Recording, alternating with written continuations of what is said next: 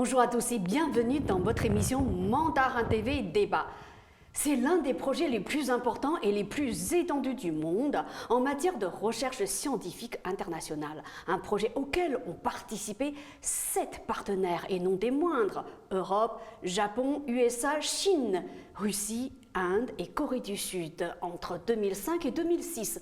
Son nom, ITER, pour Réacteur thermonucléaire expérimental international. Aujourd'hui, 15 ans plus tard, c'est en France, plus précisément à Saint-Paul-et-Durance, dans les Bouches-du-Rhône, que ce réacteur est assemblé.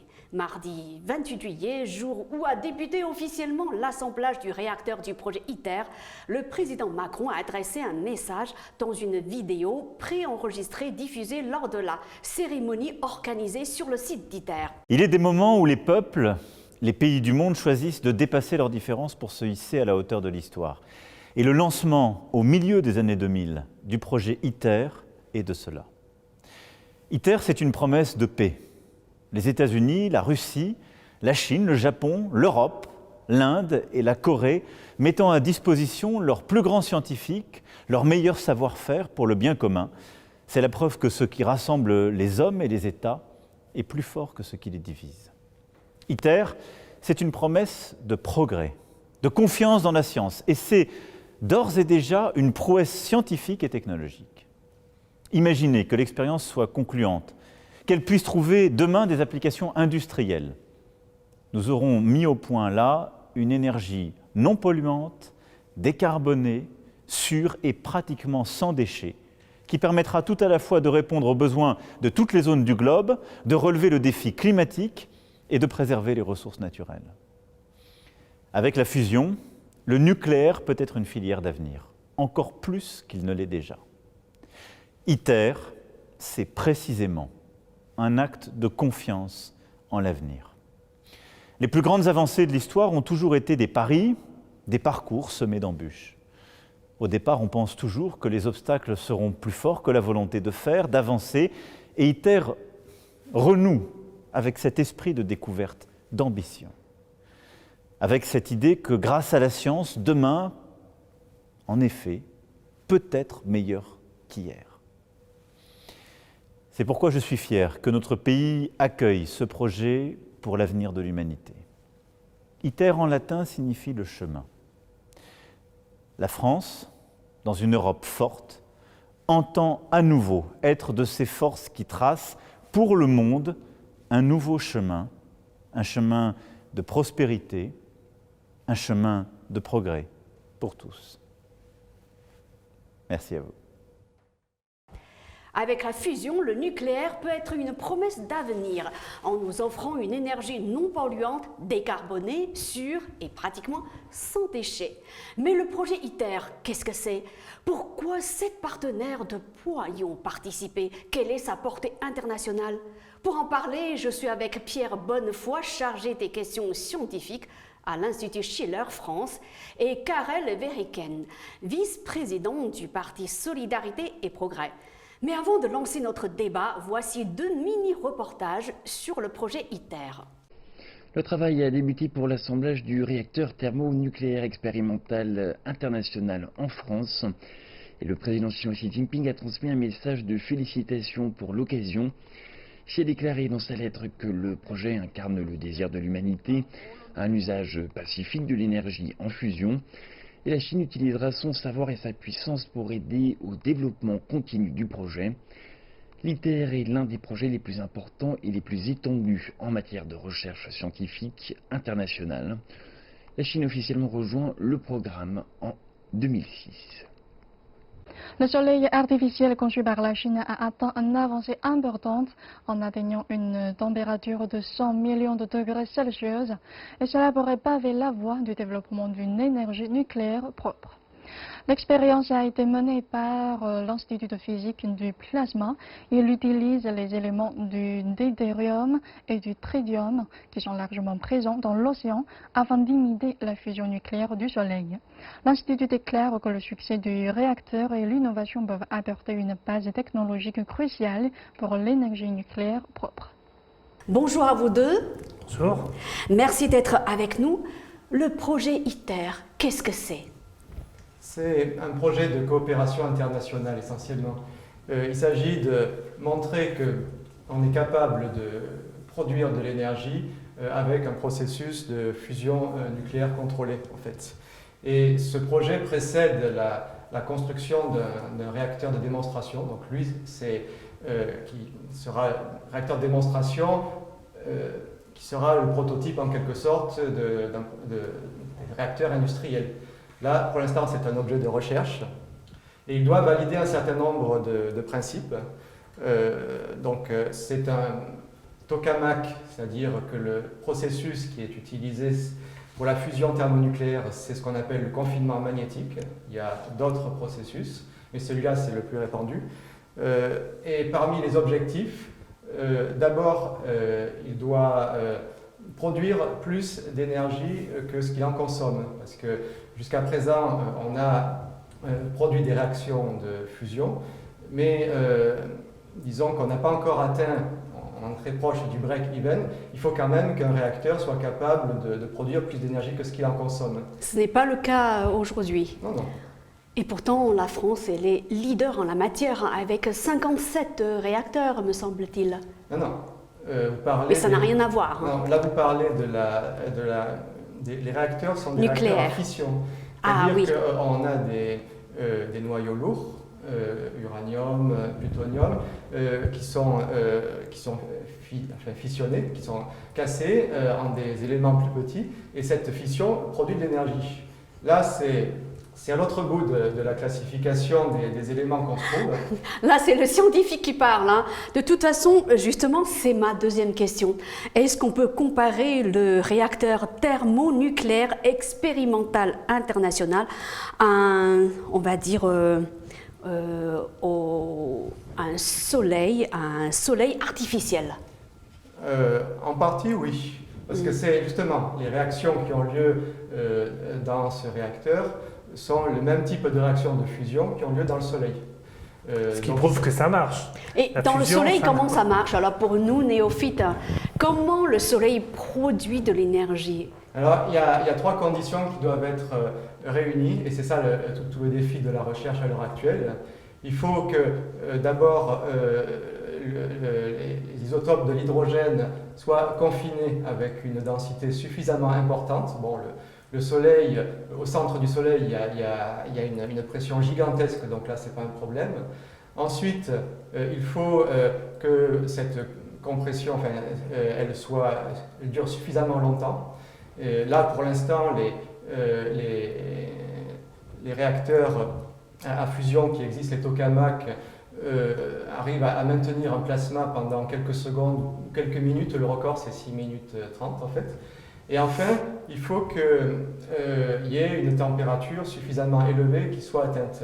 Alors la différence entre le Soleil et ITER, c'est que comme on ne pourra pas atteindre les conditions de pression qu'il y a dans le Soleil, donc on se rattrape, c'est-à-dire qu'au lieu d'avoir les 15 millions de degrés qu'il y a au cœur du Soleil, ITER devrait atteindre des températures 10 fois plus importantes, 150 millions.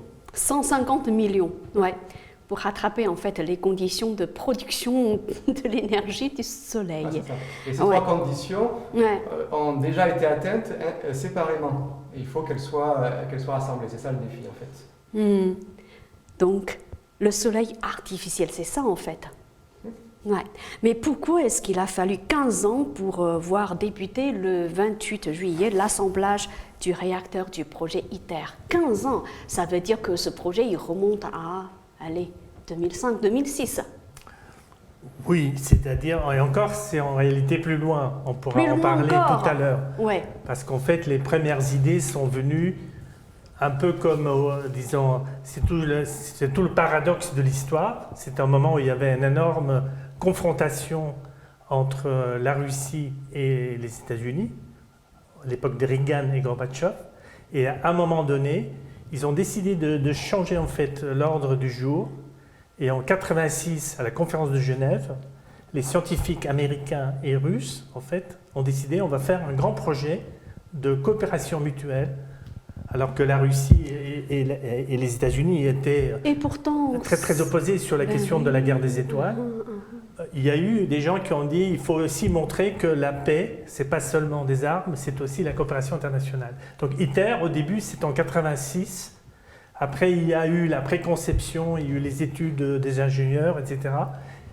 Après, il faut réunir le financement. Et c'est en 2003 que d'abord la Chine et la Corée. 2003. Donc au début, il y a juste les États-Unis, la Russie oui. avec le Japon Oui. et l'Euratom, qui est l'agence européenne de l'énergie nucléaire, donc des 28 pays de l'Union européenne.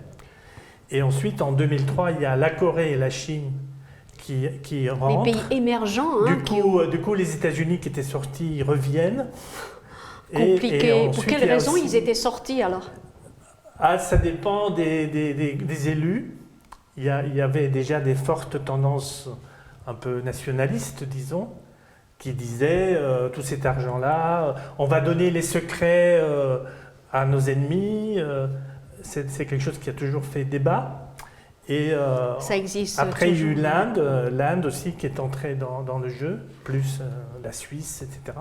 Il y a d'autres pays. Et donc en 2006, finalement, il y a la grande cérémonie à l'Élysée avec Jacques Chirac. Parce qu'après, avant même, il y a eu une bataille pendant 2 ans pour savoir si le siège ce serait au Japon, en France ou en Espagne, etc. Et donc, suite à toutes ces négociations, on a déjà mis 20 ans pour signer le traité en 2006. Donc en 2006, là ça devient, c'est le choix du site de Cadarache, le traité est signé, et là on commence les travaux en 2006. Ouais.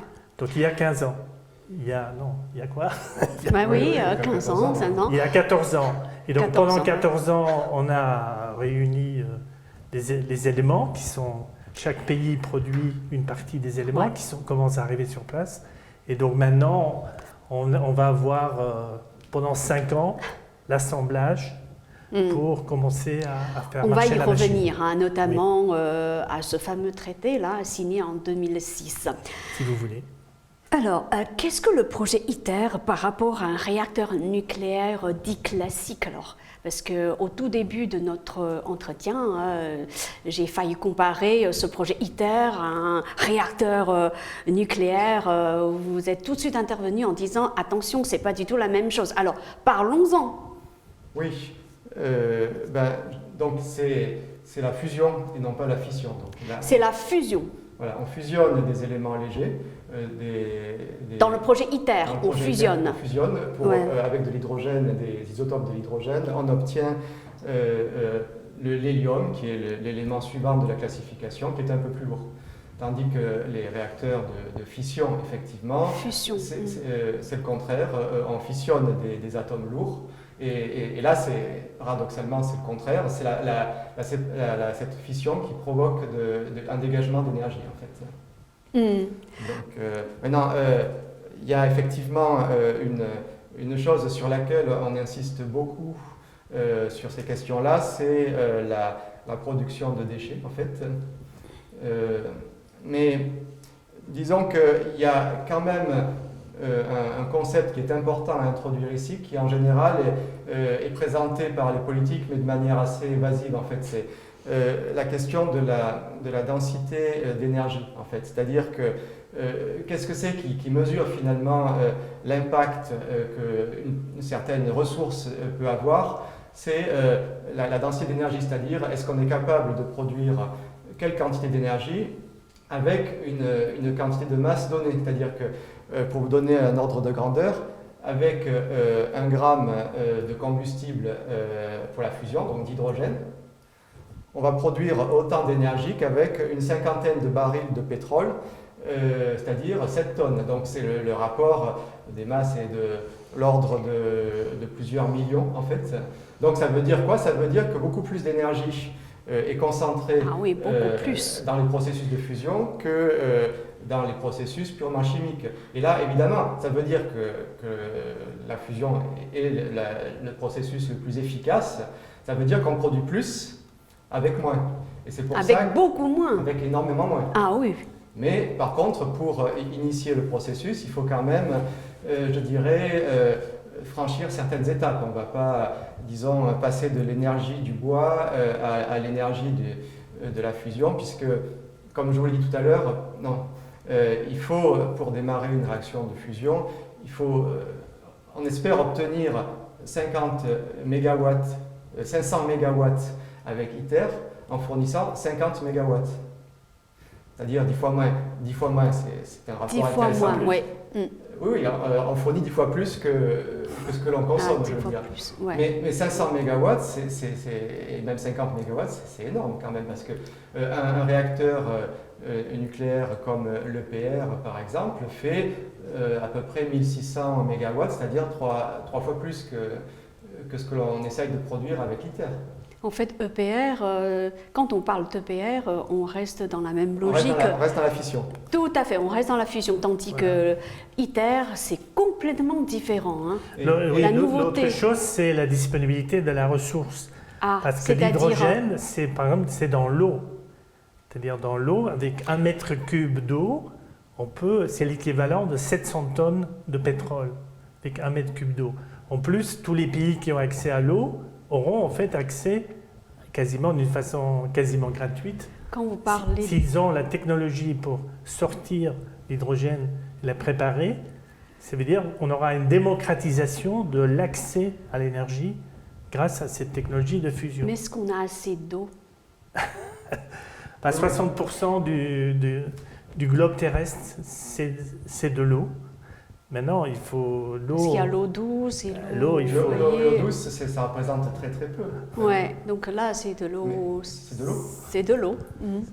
Donc en fait, non, on a je dirais pas une quantité de combustible illimitée, mais sans commune mesure avec les ressources que l'on a à l'heure actuelle. Donc c'est pour ça, quand on parle entre guillemets, d'impact sur l'environnement, il faut bien réaliser que plus on utilise un processus efficace, moins en fait on aura entre guillemets de dégâts sur l'environnement. C'est pour ça que c'est pas une provocation de dire que les énergies les plus polluantes aujourd'hui sont les énergies disons entre guillemets renouvelables et intermittentes qui demandent des quantités gigantesques de matière pour une quantité d'énergie donnée, quoi. C'est-à-dire qu'avec c'est pas simplement une question quantitative, c'est-à-dire que si vous avez des processus plus denses, il y a surtout des travaux que vous pourrez faire que vous ne pourrez pas faire. Par exemple, si vous voulez faire voler un avion, on utilise le kérosène. La même quantité d'énergie pourrait être produite en brûlant du bois. Mais si vous essayez de faire un moteur d'avion avec du bois, ce sera, comme le bois, il en faut beaucoup, ce sera tellement lourd que votre avion ne pourra pas décoller.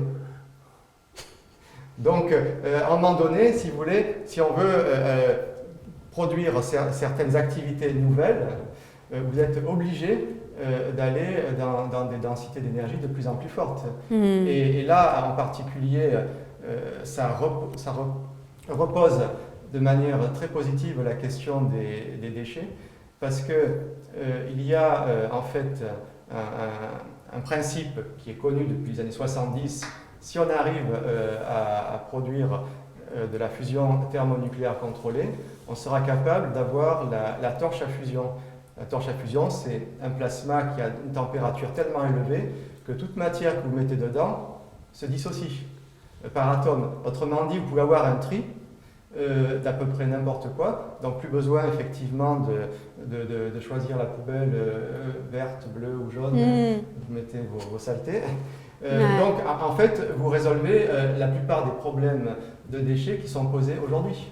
Ben oui, justement, parce qu'aujourd'hui, quand on parle de centrales nucléaires, on pense en même temps aux déchets radioactifs. Hein.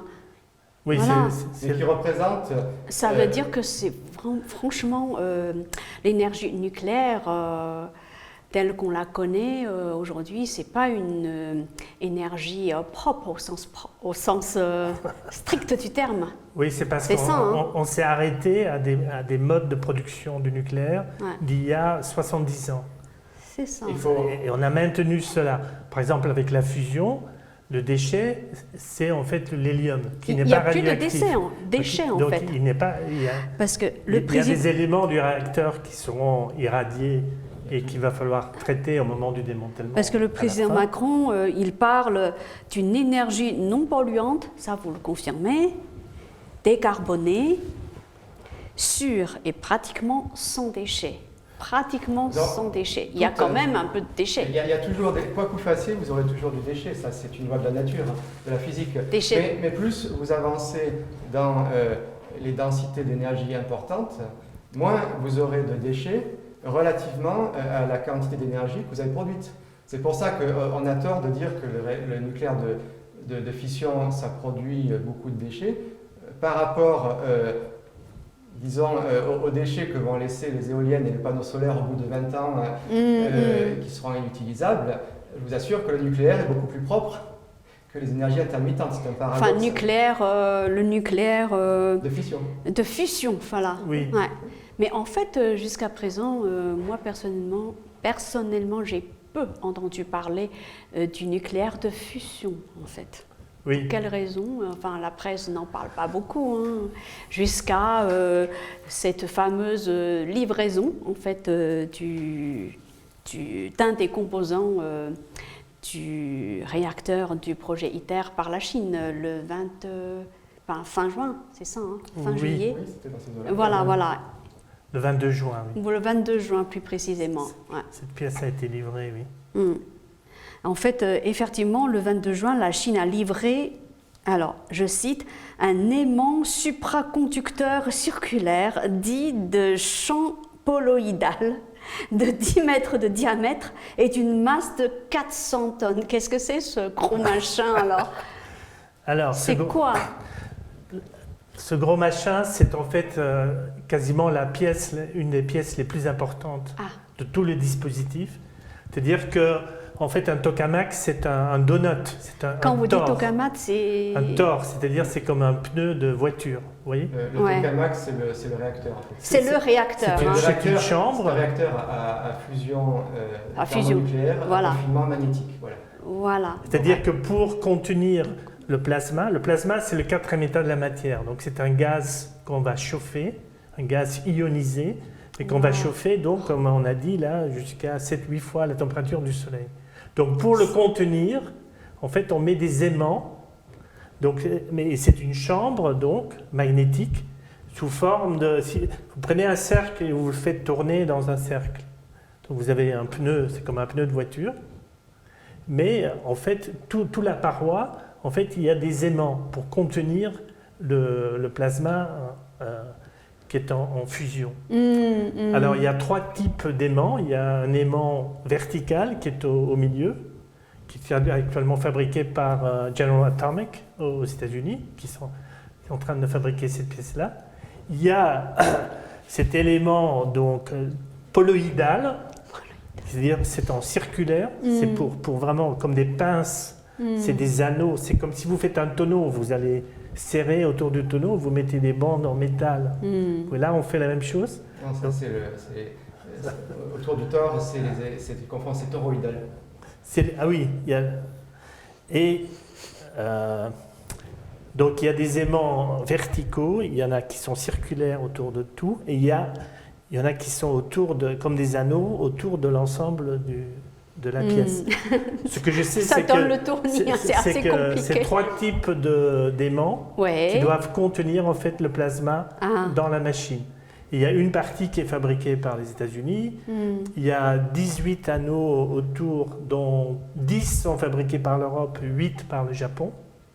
Et il y a ces grands anneaux dont une partie est fabriquée par la Chine. C'est seulement une partie de cet anneau qui est fabriqué par la Chine. C'est assez drôle du point de vue de l'ironie géopolitique. Oui. C'est-à-dire que là, on a l'Inde, la Chine et les États-Unis qui sont... Ce sont 2 pays. C'est eux ensemble qui avec les aimants, voilà, ils sont en train de s'aimer, là. Ils aiment...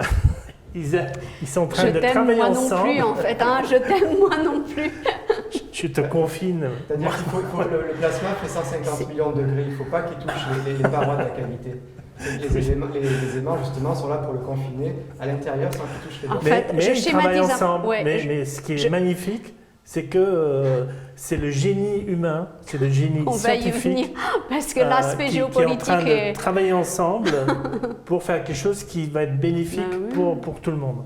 Et en fait, ces 3 types d'aimants sont fabriqués respectivement par les États-Unis, la Chine et l'Inde, si je schématise. Oui, un mais peu. par exemple, les Mais Indiens, il ouais. faut bien voir que c'est pas... Par exemple, les Indiens ont fabriqué une pièce. Bon, il y aura un sous-traitant qui sera une société en Allemagne. Ouais. Après, la pièce est envoyée en Italie parce qu'il faut rajouter une autre pièce. Il faut bien voir que ITER, c'est 10 millions de pièces. 10 millions de 10 pièces. millions de pièces. Il y a 1 million d'éléments. Et des éléments, certains sont multiples, d'autres sont moins multiples. Mais en tout, il y a 10 millions de pièces. Ouais. C'est absolument énorme. Et c'est un puzzle. C'est un puzzle. Ce que je suis en train de dire, c'est que même si un pays va faire la partie métallurgie, après il faut rajouter les câbles, il faut appeler les pièces. En fait, tout cela montre qu'un enjeu comme ça, aucun pays, même tout seul, peut faire une pièce. C'est-à-dire que chaque pays a besoin des autres pays, même pour fournir, jouer son rôle. On a même chaque fois besoin de l'autre. Ils sont contraints de coopérer, hein, qu'ils le veuillent ou non, en fait. Ouais. Ouais. Oui, c'est un peu comme l'espace à l'époque de Gagarine et à Viking, quand les Russes et les Américains ont fait la jonction. Ouais. En 75. C'est-à-dire qu'une fois qu'on est dans ce type de travail, en fait, on est dans la grande fraternité humaine. Et tout le reste, c'est vraiment trop petit pour perdre son temps. Il faudrait que Donald Trump se penche un petit peu plus sur ce type de coopération. Enfin bref, je ferme la parenthèse. Alors, pourquoi ils ont confié la fabrication de cette pièce très importante à la Chine? Alors, la façon dont ça fonctionne, c'est que, comme Pierre l'a expliqué tout à l'heure, c'est qu'en fait, toutes les innovations qui ont été faites dans tous les autres réacteurs de recherche, en fait, on va essayer de les unir dans une seule machine, qui est ITER. C'est ça, tout à fait, ITER. Mais chaque pays a ses propres traditions, ses propres, même des tokamaks. Par exemple, en France, à Cadarache, à côté, il y a Thor Supra. Il y avait un autre tokamak et qu'on a reformaté. Et toutes les pièces qui entrent dans ITER sont d'abord testées en miniature dans le pays qui va les fournir. La Corée a testé une pièce, je crois que c'est le cryostat. C'est très compliqué du point de vue technique parce qu'il faut refroidir, il faut chauffer, refroidir, il y a des câbles avec des métaux spéciaux, etc. Tous ces éléments sont testés dans chaque pays. Et donc, en fonction de la recherche dans chaque pays, on a fait appel à chaque pays de contribuer le meilleur de sa propre recherche.